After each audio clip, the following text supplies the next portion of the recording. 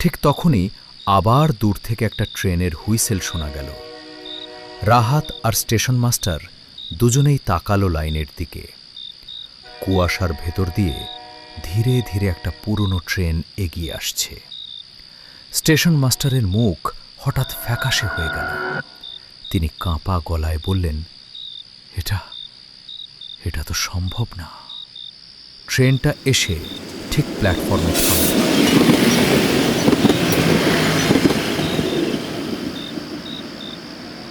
রাহাত দেখল ট্রেনের জানালায় বসে থাকা লোকগুলোর মুখ একদম নিস্তব্ধ।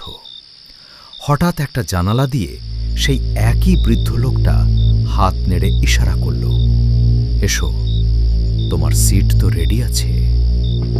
রাহাত ভয়ে পিছিয়ে গেল, কিন্তু তখন সে খেয়াল করল প্ল্যাটফর্মে সে একাই দাঁড়িয়ে। স্টেশন মাস্টার কোথাও নেই, চারপাশে আবার নিস্তব্ধতা। হঠাৎ পিছন থেকে একটা কণ্ঠ ভেসে এলো, টিকিট দেখাও। রাহাত ঘুরে তাকাল। তার পিছনে দাঁড়িয়ে আছে সেই স্টেশন মাস্টার, কিন্তু এবার তার চোখও জ্বলজ্বল করছে।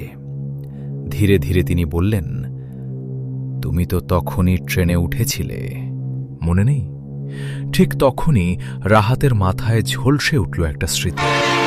5 বছর আগে এই একই রাতে, এই একই ট্রেনে সেও ছিল একজন যাত্রী।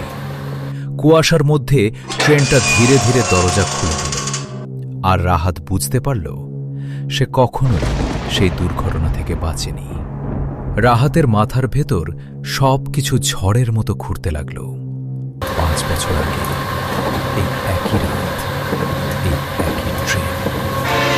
হঠাৎ তার মনে পড়ল সেদিনও এমন কুয়াশা ছিল। ট্রেনটা দ্রুত গতিতে যাচ্ছিল। হঠাৎ একটা বিকট শব্দ, তারপর